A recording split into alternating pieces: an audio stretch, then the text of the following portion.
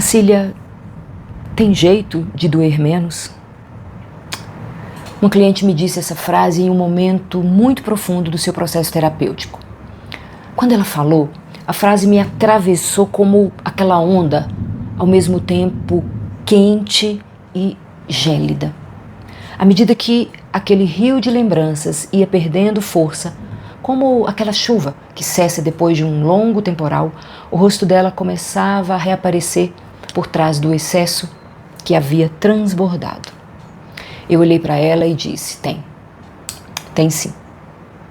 E naquele momento peguei uma folha, uma folha A4 e coloquei sobre a mesa, e eu disse a ela: imagine que essa folha representa simbolicamente toda a sua existência.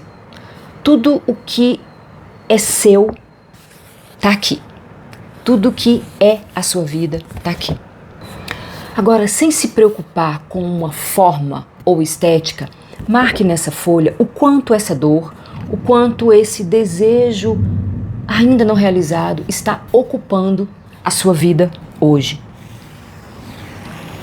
Qual é o espaço que isso toma em sua existência?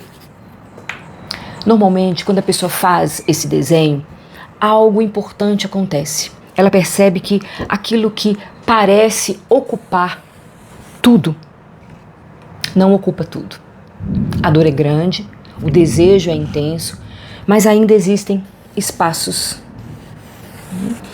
Esses espaços não podem ficar vazios. Eles precisam ser preenchidos. Enquanto essa dor não se transforma, e algumas coisas realmente precisam daquele tempo de maceração, a vida precisa ser preenchida. Existe um tempo de espera, mas não é uma espera passiva, é uma espera que pede movimento. E aqui acontece um erro muito comum. A maioria de vocês até agem, mas agem de forma fragmentada. Fazem coisas, se movimentam, se esforçam e mesmo assim muitas vezes sentem que a vida não expande, ou até aumentam, o cansaço. Muitos chegam no consultório dizendo exatamente isso. Eu já faço atividade física, eu ajudo em casa, eu me esforço, eu já faço aulas de dança, mas minha vida não expande, não amadurece no sentido qualitativo. O problema quase nunca é falta de esforço, é a falta de um critério no agir. Quando a ação é guiada apenas por sensação ou aquilo que alivia, ou que agrada, ela ocupa tempo, mas não estrutura a vida. O esforço existe, mas o resultado é pouco consistente ou arrastado. E isso gera outro tipo de sofrimento, o cansaço de quem se move muito, mas não sai do lugar.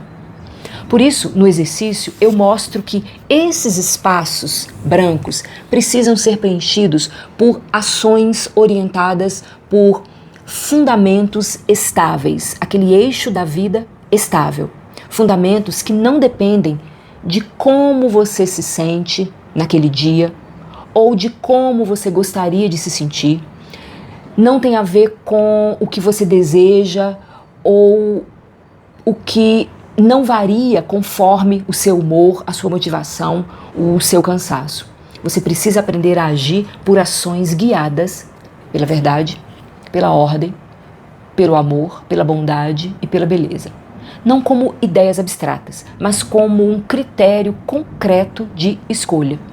Por exemplo, você precisa acrescentar, sim, atividades que vão elevar a sua alma, uma dança, uma habilidade nova, uma leitura, um contato com a religião. Mas você precisa ir além e agir orientado pela verdade, que pode significar, por exemplo, parar de fugir de uma conversa necessária. Pode significar reconhecer um limite próprio, admitir uma escolha mal feita ou encarar uma realidade que você vinha evitando há muito tempo. Agir, por exemplo, orientado pelo amor, que nem sempre tem a ver com afeto ou ternura. Amor é sustentar uma presença quando seria mais fácil se ausentar, ou estabelecer um limite claro, mesmo com medo de desagradar. Não. É escolher o bem do vínculo e não apenas a sensação de harmonia momentânea. Outro movimento importante é a ordem, muitas vezes desprezada. É um fundamento profundamente terapêutico. Ela aparece em ações simples e repetidas do seu cotidiano. Organizar o próprio dia, cumprir horários, sustentar uma rotina mínima, cuidar do que está ao seu alcance, não porque isso gere prazer imediato, mas porque cria estrutura para que a vida não colapse quando o interior está fragilizado, e nosso interior vai ficar fragilizado. Outro fundamento, a bondade, que se manifesta em gestos concretos, de responsabilidade. Cumprir o que foi assumido. Não descarregar a própria dor sobre quem está por perto. Agir com respeito, mesmo quando está cansado, ou ferido. São ações silenciosas, mas que preservam a dignidade própria, a sua própria dignidade e a do outro. E o fundamento da beleza, que são aquelas ações baseadas na harmonia, muitas vezes confundida com entretenimento ou a estética. Beleza é escolher o que eleva, o que ordena, o que não degrada. Pode ser o cuidado com o espaço em que vive, o contato com algo que amplia o olhar e eleva a nossa sensibilidade, uma leitura, uma música, um silêncio bem sustentado, Não para anestesiar, mas para lembrar que a vida é maior do que a dor que nesse momento dilacera. Essas ações que ampliam não dependem de motivação intensa nem de entusiasmo. Elas dependem de decisão e escolha. Quando agir passa a ser orientado por esses fundamentos, ele deixa de ser disperso. Ele começa a qualificar a sua experiência. A vida não cresce porque está tudo resolvido. Ela cresce porque agir ganha direção. A vida não amadurece porque fazemos muitas coisas. Ela amadurece quando aprendemos a agir orientado. Normalmente, depois desse exercício, quase sempre surge uma pergunta.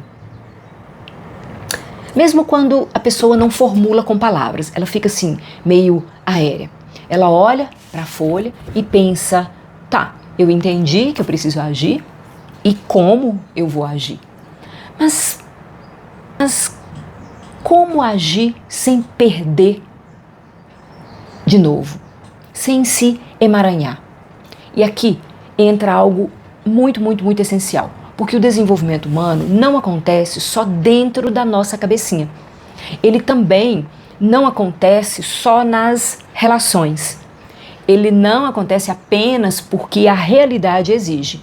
Ele se dá na articulação dessas três forças que atravessam toda a vida humana. A primeira é a força psíquica. É o nosso mundo interno. Pensamentos, emoções, memórias, desejos, dúvidas. É onde tudo começa a ser sentido e pensado. A segunda é a força relacional. É o campo do outro, onde somos confrontados, testados, chamados a nos posicionar. Nos posicionar, onde nossa personalidade se estrutura e se fortalece. E a terceira força é a força da realidade. É o mundo como ele é, com seus limites, consequências, tempo, esforço e resultado. A realidade, ela não negocia, Ela confirma suas ações ou corrige. Essas três forças estão sempre atuando em nós. O problema é quando a pessoa fica só na força psíquica e aí tudo gira em torno do que ela sente. Ela pensa muito, elabora, entende, reflete, mas age pouco. A vida fica cheia de consciência e vazia de movimento. Sou sabedor de tudo, mas pouco ajo. Quando a pessoa se perde na força relacional, vive reagindo ao outro. Faz escolhas para agradar, evita conflitos ou para não perder vínculos, né? Até se movimenta, mas não se sustenta porque a identidade ela fica instável. E quando a pessoa se fixa apenas na força da realidade, ela fica funcional, cumpre tarefas, aguenta, produz, mas vai se endurecendo por dentro. Com o tempo, surge cansaço, cinismo ou vazios. Em todos esses casos, o esforço existe, você percebe? O que falta é a integração. O que eu comecei a perceber ao longo dos anos de consultório é que as pessoas não precisam de mais esforço, nem de mais consciência isolada. Elas precisam de um caminho que ensine a integrar essas forças no tempo. É isso que eu chamo de movimentos vitais, como um percurso de amadurecimento em que a pessoa aprende passo a passo. Os movimentos vitais organizam aquilo que sozinho vira confusão, sentir, desejar, escolher e agir. Eles tiram a pessoa do esforço fragmentado e conduzem para ações qualificadas, sustentáveis e com sentido. Então, voltando à pergunta que abriu esse vídeo, Marcília, tem jeito de doer menos? Tem. Claro que tem. Não porque a dor desaparece por decreto e nem porque a vida passa a atender imediatamente aos nossos desejos. Dói menos quando a pessoa deixa de lutar contra a experiência e começa a entender o que está acontecendo com a sua capacidade de agir, com a sua capacidade de pensar. Na maioria das vezes, o que está em jogo não é apenas a dor em si, mas aquela sensação de que a vida não anda, de que os esforços não se traduzem em crescimento e de que algo se perde entre desejar, agir e realizar. No fundo, o que quase todo mundo quer não é apenas parar de sofrer, mas é viver melhor, é qualificar a própria vida e sentir que suas escolhas fazem sentido e produzem algo real. Quando aprendemos a agir de forma mais integrada, considerando o que sentimos, né, como nos relacionamos e o que a realidade de fato exige, a vida começa a se reorganizar, porque agir ganha direção, um norte. E quando agir ganha direção, a dor deixa de ocupar o espaço tão grande na nossa vida, ou deixamos de focar nela.